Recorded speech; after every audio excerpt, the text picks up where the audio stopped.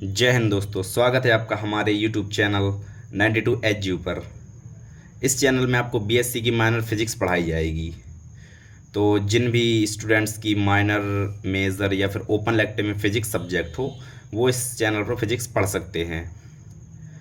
और ये जो वीडियो है, ये हमारी सबसे पहली वीडियो है माइनर फिजिक्स के ट्यूटोरियल की। तो हम इस पर शुरुआत से ही पहले पार्ट से सबसे पहला चैप्टर शुरू करेंगे माइनर फिजिक्स का। तो आज हम बताएंगे माइनर फिजिक्स का सबसे पहला चैप्टर, जो कि ऐतिहासिक पृष्ठभूमि एवं गणितीय भौतिकी, मतलब historical background and mathematical physics. इसमें सबसे पहला टॉपिक है जो हमारा, वो है सदिश और अदिश राशियों का। मतलब सदिश राशियां दो प्रकार की होती हैं नॉर्मली, सदिश और अदिश। सदिश राशियों को कहते हैं वेक्टर और अदिश को कहते हैं स्केलर। तो आप नॉर्मली जानते होंगे कि सदिश वे राशियां होती हैं जिनमें दिशा होती है और अदिश वे राशि होती है जिनमें दिशा नहीं होती। तो हम सबसे पहले जानेंगे अदिश के बारे में। अदिश क्या होता है? अदिश का नॉर्मली अर्थ जैसे आ प्लस दिश मतलब दिशा रहित अर्थात दिशाहीन। मतलब वे राशियां जिनमें दिशा नहीं होती, मतलब डायरेक्शंस नहीं होती, केवल उसका मैग्नीट्यूड मतलब परिमाण बस होता है, वे राशियां कहलाती हैं अदिश राशियां। जैसे इसके कुछ एग्जाम्पल लेते हैं, जैसे चाल। तो चाल और दूरी, जैसे सबसे पहले दूरी ले हम एग्जाम्पल। तो दो बिंदु की मान लो हम दूरी निकाल रहे हैं, तो दूरी ऐसे भी हो सकती है, ऐसे भी कैसी भी हो सकती है दो बिंदु की दूरी। तो हमें एक निश्चित दिशा नहीं है, हम किस दिशा में जा रहे हैं दूरी कुछ नहीं पता। इसलिए जब हमें दूरी में डायरेक्शन नहीं होती, इसलिए दूरी एक अदिश राशि है। और दूरी परिवर्तन के दर को चाल कहते हैं, इसलिए चाल भी एक अदिश राशि होती है। और इसके कुछ और एग्जाम्पल्स भी हैं, जैसे लंबाई, द्रव्यमान, घनत्व, आयतन, ताप, कार्य, ऊर्जा और अनेक प्रकार के एग्जाम्पल्स हैं। तो एग्जाम्पल तो हमने देख ली। अब जानते हैं हम अदिश को व्यक्त कैसे करते हैं, रिप्रेजेंट कैसे करते हैं उसे। तो अदिश को रिप्रेजेंट करने के लिए दो चीज़ों का ज्ञान होना आवश्यक है। नंबर पहला मैग्नीट्यूड, उसका जो परिमाण होता है। जैसे लंबाई है, मतलब लंबाई तो 20 हो गया उसका मैग्नीट्यूड। और अगर उसका मात्रक है तो उसका मात्रक भी, मतलब 20 मीटर। तो किसी अदिश को रिप्रेजेंट करने के लिए हमें दो चीज़ों की आवश्यकता होती है। सबसे पहला मैग्नीट्यूड एंड उसका मात्रक, मतलब परिमाण और मात्रक से हम। और जो जिनमें मात्रक नहीं होता, जैसे पाई होता है, पाई तो इसमें मात्रक नहीं होता, तो नॉर्मली अदिश राशि होती है। मतलब अदिश एक अगर शुद्ध संख्या है, मतलब जैसे 4 या फिर 5 है कुछ अदिश, तो उसमें मात्रक नहीं होता, वो एक शुद्ध अदिश राशि कहलाती है। और अदिश राशि मतलब स्केलर क्वांटिटीज़ का जो मल्टीप्लिकेशन मतलब गुणा किया जाता है, वो नॉर्मली होता है। जैसे 2 गुणे 4 इक्वल टू 8, ऐसे ही। और इनका घटाना, गुणा सब नॉर्मल गणितीय सिद्धांतों, विधियों से किया जाता है। तो अदिश का हमारा जो पोर्शन है वो कंप्लीट हो गया। अब हम जानेंगे सदिश के बारे में। हाँ, तो अब हम पढ़ेंगे सदिश राशियाँ क्या होती हैं। सदिश नाम पढ़ने से ये पता चल रहा है, सा प्लस दिश मतलब दिशा सहित। मतलब ऐसी राशियाँ जिनमें परिमाण मतलब मैग्नीट्यूड के साथ साथ, परिमाण के साथ साथ दिशा का होना भी ज़रूरी होता है, वे राशियाँ कहलाती हैं सदिश राशियाँ। मतलब मैग्नीट्यूड प्लस डायरेक्शन हो तो वे राशियाँ सदिश राशियाँ कहलाती हैं। जब हम मैग्नीट्यूड और डायरेक्शन दोनों बताते हैं, तभी इसका जो अर्थ होता है वही वो पूरा हो जाता है। जैसे हम कह दें कि किसी बिंदु से यहाँ तक का विस्थापन, जैसे विस्थापन होती है एक एग्जाम्पल के तौर पर, एक विस्थापन जो होता है वो होती है वेक्टर क्वांटिटी मतलब सदिश राशि। तो दो बिंदुओं के बीच की सबसे न्यूनतम दूरी जो होती है वो विस्थापन होती है। अब यहाँ से ये हो गई हमारी दूरी और ये चीज़ हो गई हमारी विस्थापन। तो बिंदु ए से बी दिशा में विस्थापित किया हमने कोई, मतलब हमने डायरेक्शन बता दी कि ए से बी दिशा में विस्थापित करना है। तो यहाँ पर जब हम दिशा बता देते हैं किसी चीज़ में, तो वो राशि जो होती है वो सदिश राशि हो जाती है। अब विस्थापन सदिश राशि, इसके और एग्जाम्पल हैं वेग और त्वरण। बल क्यों है सदिश? क्योंकि बल के सूत्र में F बराबर ma, और a जो होता है वो त्वरण होता है, और त्वरण सदिश राशि है। त्वरण क्यों है सदिश राशि? क्योंकि वेग परिवर्तन की दर को त्वरण कहते हैं और वेग है सदिश राशि।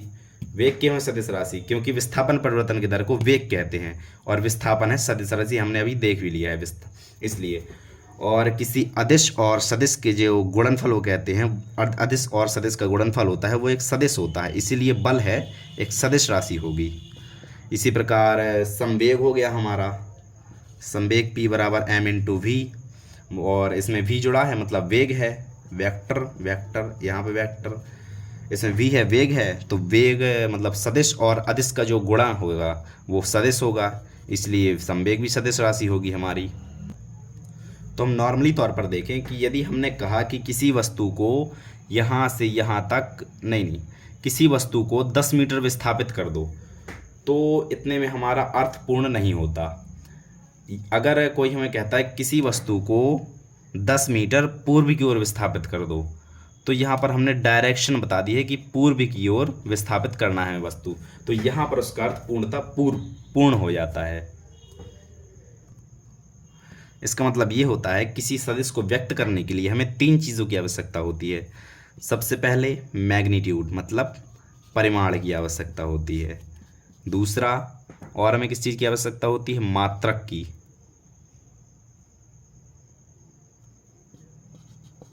मात्रक की आवश्यकता होती है। और तीसरा, हमें दिशा की आवश्यकता होती है।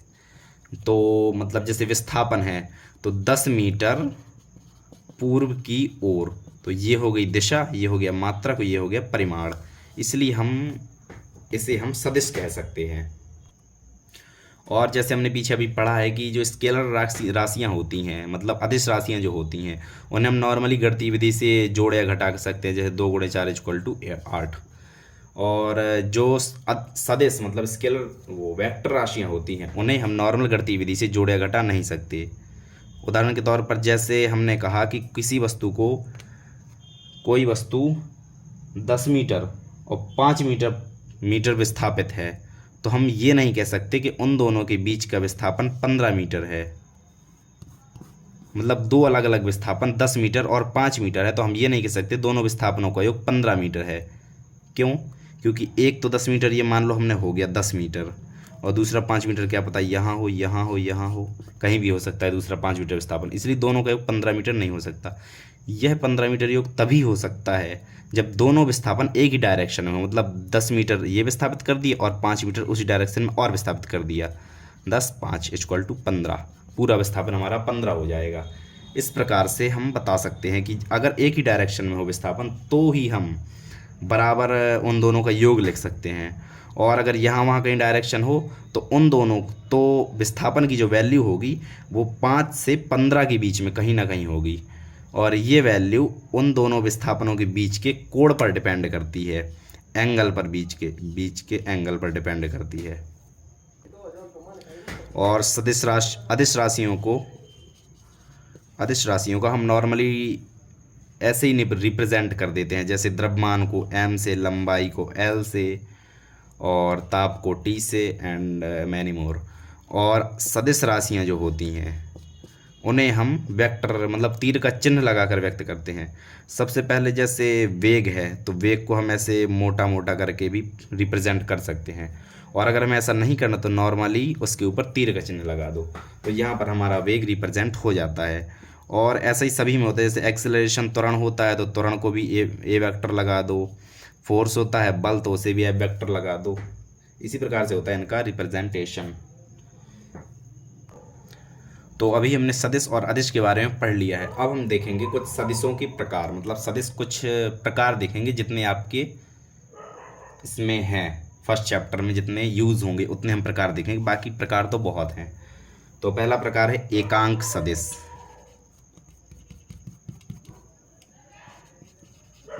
एकांक सदिश मतलब यूनिट वेक्टर,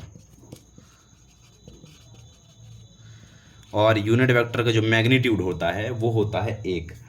तो मतलब जैसे एक हम कहें कि ए वेक्टर का यूनिट वेक्टर क्या होगा, तो ए वेक्टर का mod = 1, ए वेक्टर के मैग्नीट्यूड की वैल्यू 1 होगी, और इसे रिप्रेजेंट करते हैं ए वेक्टर का यूनिट वेक्टर होगा ए कैप, और इसकी वैल्यू होती है A cap = A vector upon magnitude A vector, ये होती है ए कैप की वैल्यू। एकांक सदिश ये हो गया हमारा।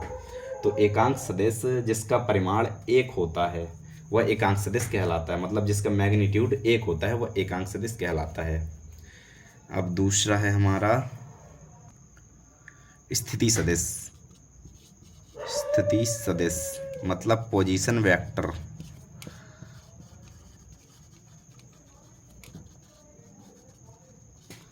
स्थिति सदिश पोजीशन वेक्टर हमारे दूसरा सदिश का प्रकार है। तो वह वेक्टर जो किसी बिंदु के सापेक्ष किसी वस्तु की स्थिति बताता है। मतलब जैसे ए वेक्टर है तो इसका स्थिति सदिश होगा ओ ए वेक्टर। मूल बिंदु के सापेक्ष किसी सदिश की स्थिति उस सदिश की स्थिति सदिश कहलाती है, मतलब पोजीशन वेक्टर कहलाता है।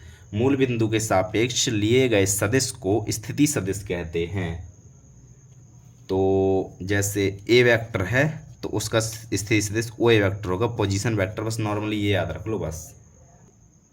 और स्थिति सदिश को हम आर वेक्टर से रिप्रेजेंट करते हैं। स्थिति सदिश को हम आर वेक्टर से रिप्रेजेंट करते हैं। तो ये हमारे 2 सदिश हो गए कंप्लीट। अब तीसरा है विस्थापन सदिश। विस्थापन सदिश इसे हम कहते हैं डिस्प्लेसमेंट वेक्टर।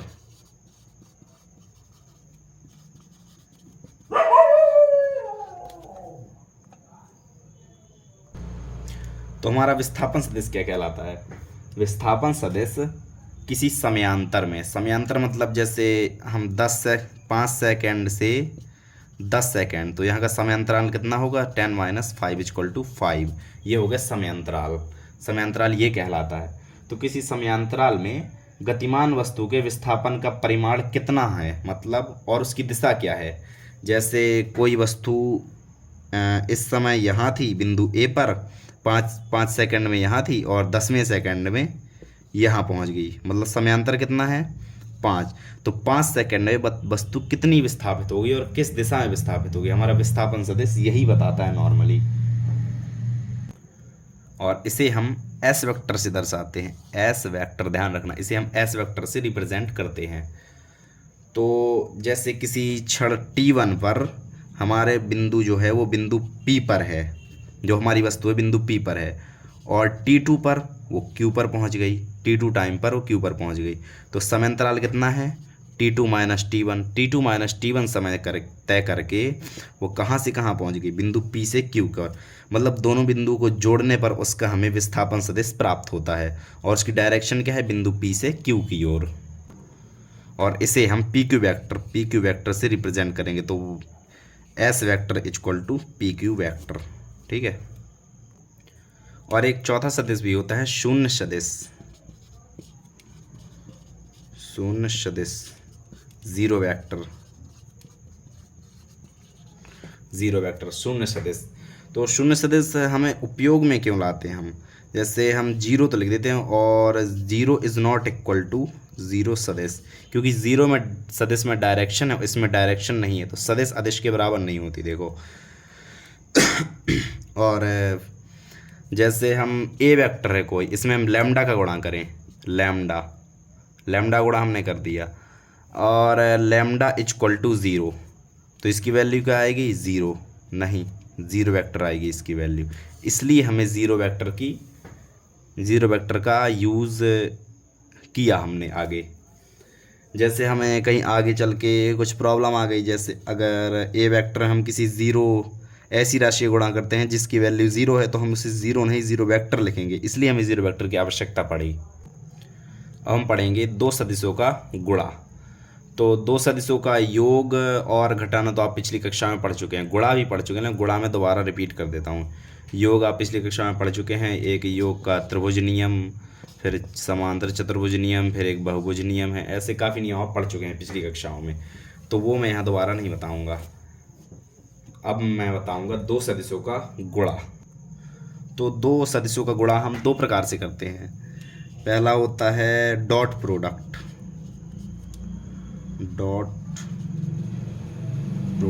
2 सदिशों का डॉट प्रोडक्ट, मतलब जैसे एक सदिश ए है और दूसरा सदिश बी है, ए सदिश और बी सदिश, तो A vector dot B vector = मतलब दो सदिशों का डॉट प्रोडक्ट एक अदिश राशि होते हैं, ये ध्यान रखना। ये मेन चीज़ यही है कि दो सदिशों का डॉट प्रोडक्ट एक स्केलर क्वांटिटी मतलब अदिश राशि होती है। तो A vector dot B vector कर लो, A B cos theta, dot नहीं है इनटू लगा है, ध्यान रखना। ए बी कॉस थीटा उन दोनों के बीच के कोण पर निर्भर कर रहा है, दो सदिशों का गुणा। और एक और होती है चीज़ क्रॉस प्रोडक्ट।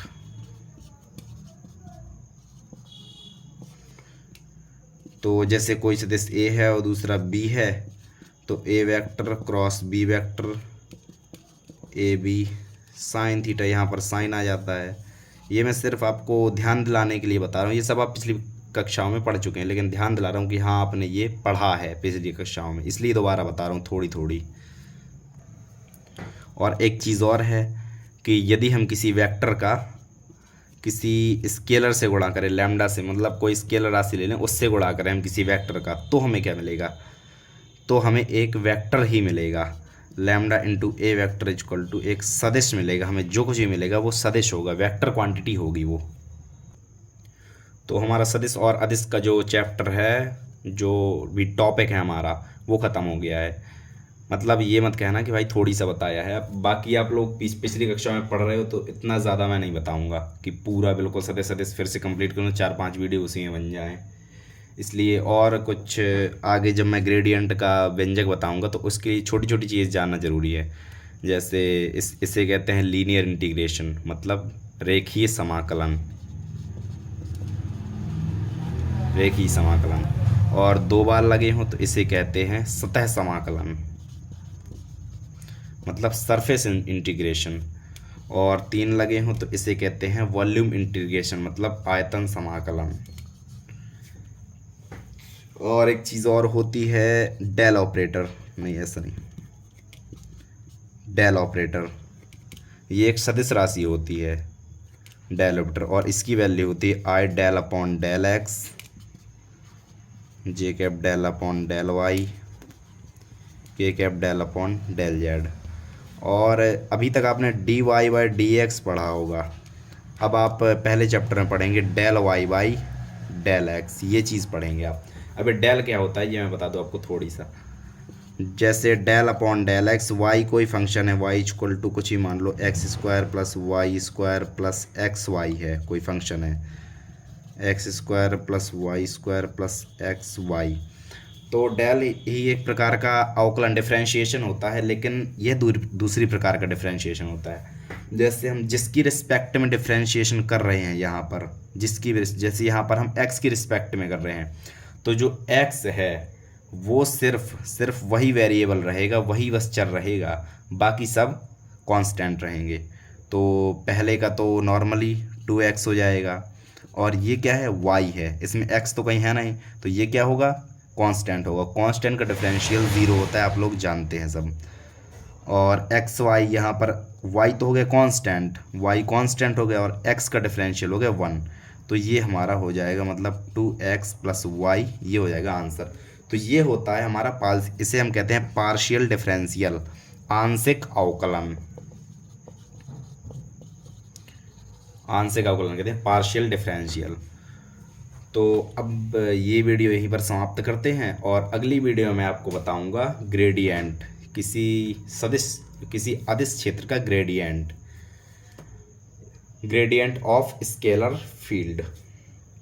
तो भैया पहला वीडियो है तो फिर सब्सक्राइब कर देना कुछ, और देखो पूरा वीडियो देखो, बाकी आने वाले वीडियो भी पूरे देख लो, जिससे आपको कुछ माइनर फिजिक्स में प्रॉब्लम ना रहे आगे चल के। और चैनल को सब्सक्राइब कर देना, इस चैनल पे मैं पूरी आपकी माइनर फिजिक्स का कोर्स कंप्लीट कराऊंगा। ये हमारा पहला वीडियो, और डेली के डेली शायद मैं वीडियो अपलोड करता रहूँगा धीरे धीरे, तो बने रहें हमारे चैनल पर। और धन्यवाद पूरा वीडियो देखने के लिए, बाय बाय।